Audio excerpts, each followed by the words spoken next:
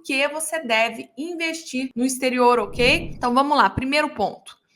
A gente deve diversificar nossa carteira. É muito importante a gente não colocar todos os ovos na mesma cesta, tá? Então a gente gosta sim de fundo imobiliário. Fundo imobiliário, a gente investe nos melhores imóveis do país, né? A gente tem receita mais previsível, né? A gente tem segurança. Deu problema no imóvel com algum inquilino, o inquilino sai, entra outro, isso é muito importante, tá? Mas é importante diversificar. Existem riscos que a gente nem sabe que existe. Stella, fundos imobiliários podem ser tributados? Sim. Sim, podem ser. Eles não nasceram livres de impostos. A partir de 2004, foram isentos. Eles podem ser tributados. Se houver uma tributação, provavelmente a cota vai cair proporcionalmente. O mercado é eficiente. Se vier uma tributação de 15%, a cota vai cair 15%.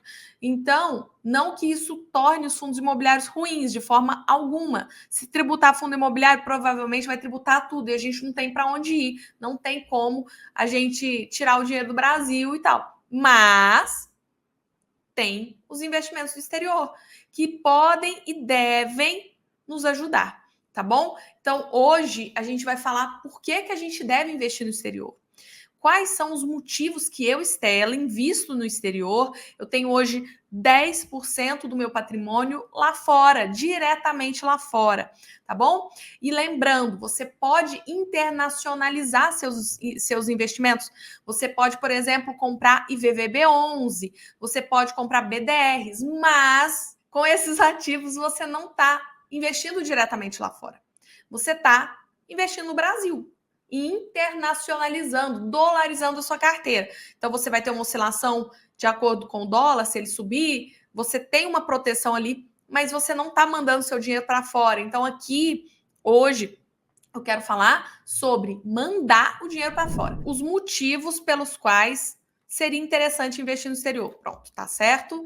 Vamos lá. Primeiro motivo, dólar, tá? Pessoal, não tem para onde correr.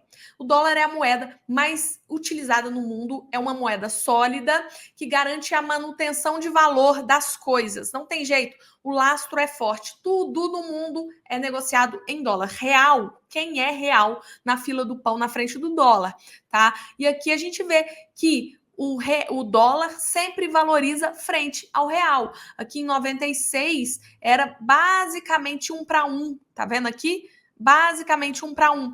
E eu tava gravando esses dias um vídeo pro Instagram e eu fui olhar qual era o valor do dólar quando eu comecei a investir em fundo imobiliário. Eu comecei a investir em fundo imobiliário e ações, né, na Bolsa Brasileira em 2019. E por aqui, o nosso dólar estava 3,77. Em março de 2019, quando eu comecei a investir, estava 3,77. Olha aí, se eu tivesse começado a investir também no exterior, eu tinha feito um baita de um ganho, né? A cada dólar investido ia estar muito mais valorizado, tá? E o dólar sempre vai valorizar frente ao real, tá? Nos últimos 20 anos, a inflação do dólar foi em 50%, a inflação do real, 234%, enquanto o dólar for mais forte que o real vai perder valor frente ao dólar. Stella, eu não vou comprar dólar, eu não vou investir no exterior em dólar, porque o dólar tá caro. Ele tá 5,50, 5,40, a tendência é ficar mais caro.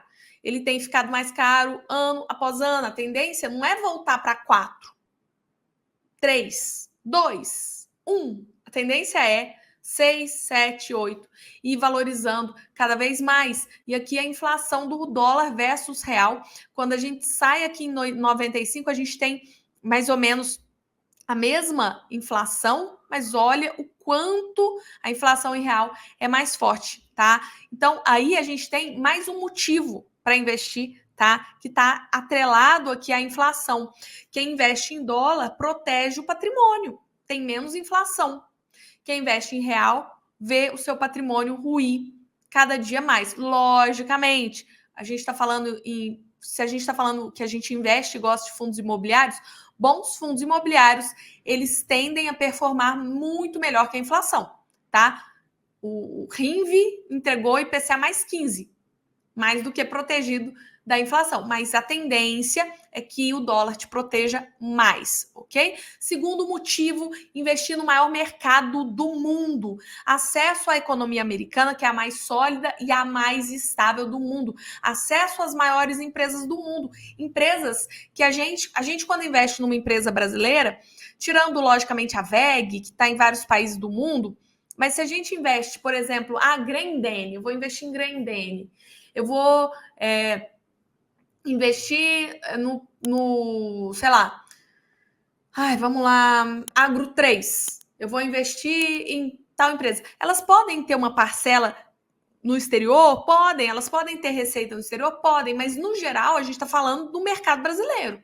A gente está investindo em empresas que produzem serviços e produtos para cá.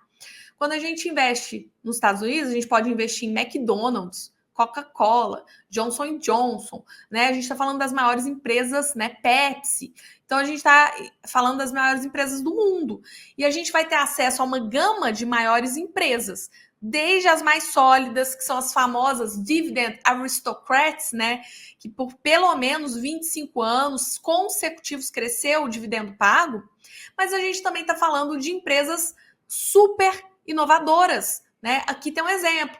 Nessa época, a Coca-Cola, porque isso é antigo já, tá? Agora são mais de 62 anos seguidos. Coca-Cola aumenta dividendos há 59 anos seguidos. Johnson & Johnson, 59 anos seguidos. Colgate, 59 anos seguidos. Pepsi, 49 anos seguidos. Então, isso mostra a solidez das empresas. Coca-Cola vai acabar? Ela pode se transformar, mas acabar? Vai acabar. Johnson & Johnson? Muito dificilmente. Colgate, Pepsi? Não, né? E a gente tem empresas inovadoras. São mais arriscadas, mas trazem algo de novo, diferente, que no Brasil a gente não tem. Spotify, Uber, Square, Netflix, né? Dentre outras, tá? E aqui a gente vê o tamanho do mercado americano. O mercado americano corresponde a 44% do mercado mundial. A gente está falando de 30 trilhões de dólares. Olha o Brasil, gente. 0,92 trilhões. Nenhum trilhão. A gente está falando de que o Brasil é 1% do mercado mundial. Então, por que não ter acesso ao maior mercado do mundo? O motivo número 3, redução do risco sistêmico.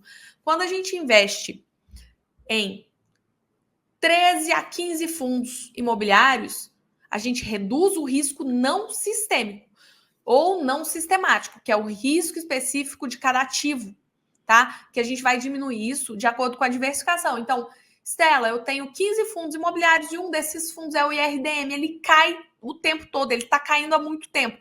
Tá, é o risco não sistemático aquilo. Você diversificou e se protegeu do risco do IRDM. E mesmo ele caindo, sua carteira tá legal se você diversificou. Se você tem um equilíbrio, se você tem vários fundos imobiliários. Agora, se todo o Brasil vai para o pau, se todos os fundos imobiliários, por exemplo, são tributados, isso é um risco sistemático.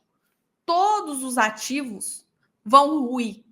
Se a gente tem um risco no Brasil como um todo, cai fundo imobiliário, cai bolsa de valores como um todo, ações.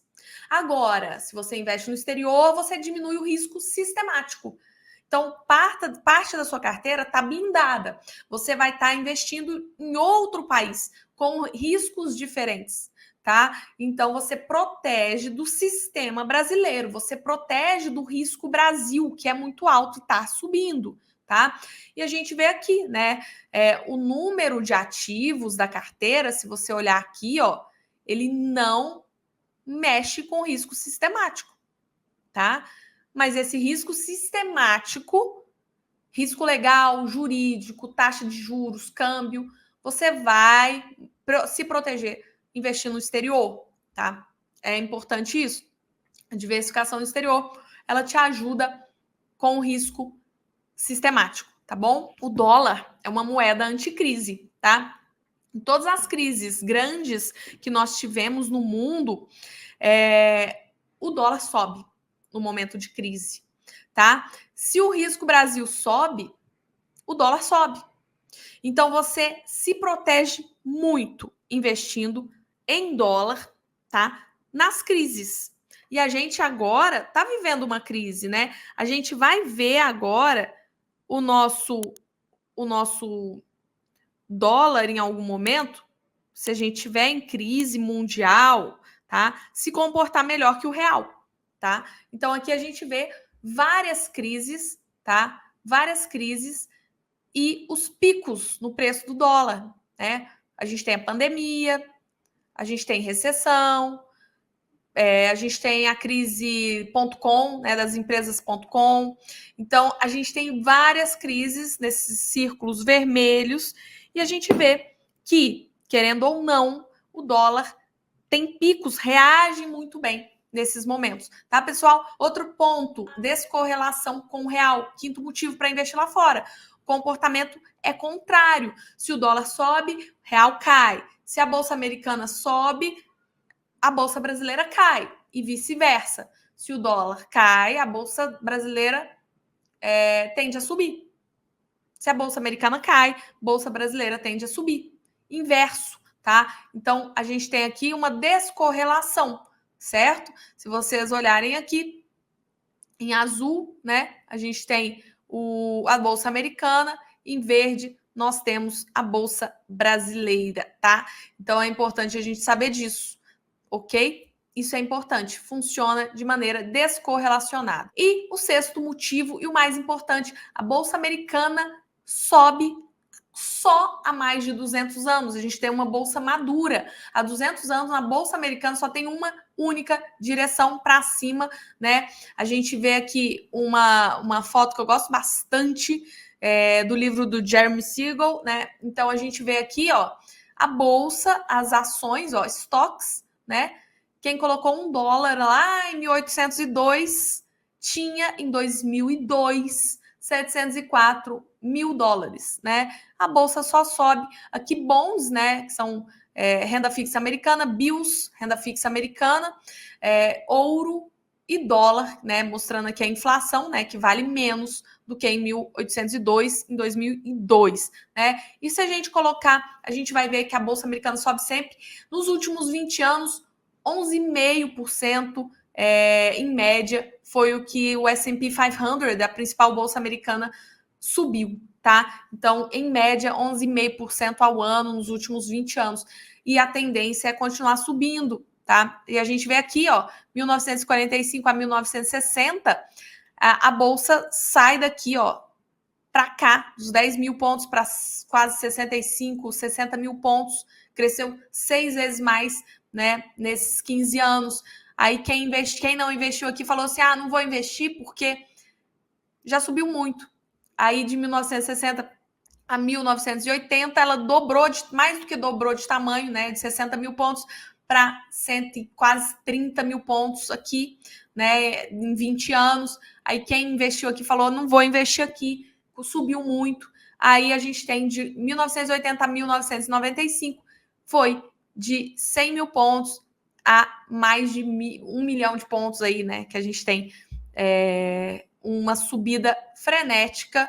Então, a gente continua vendo essa bolsa duplicando de tamanho, triplicando de tamanho. No longo prazo, a bolsa americana só sobe, tá? Então, é muito importante saber disso. Por quê? Eu vejo muita gente perguntando, Stella, agora é o momento de investir? Outra coisa, além do dólar tá caro, que muitos falam, a gente pensa, ó, e aí? O dólar tá caro. Pois é, mas a tendência é continuar subindo. Então é melhor investir hoje do que daqui a 5, 10, 15, 20 anos. Outra coisa, a bolsa americana já subiu muito, Stella. Não é o melhor momento. Pois é, a tendência é continuar a subir. Lógico, é bolsa de valores. Você não vai subir igual uma seta para cima. Sobe caindo, tá? Assim como a nossa bolsa sobe caindo também, tá bom? É isso, pessoal. Vocês precisam entender que existem vários motivos, várias vantagens de se investir no exterior. Eu falei aqui 5, tá? Mas existem vantagens.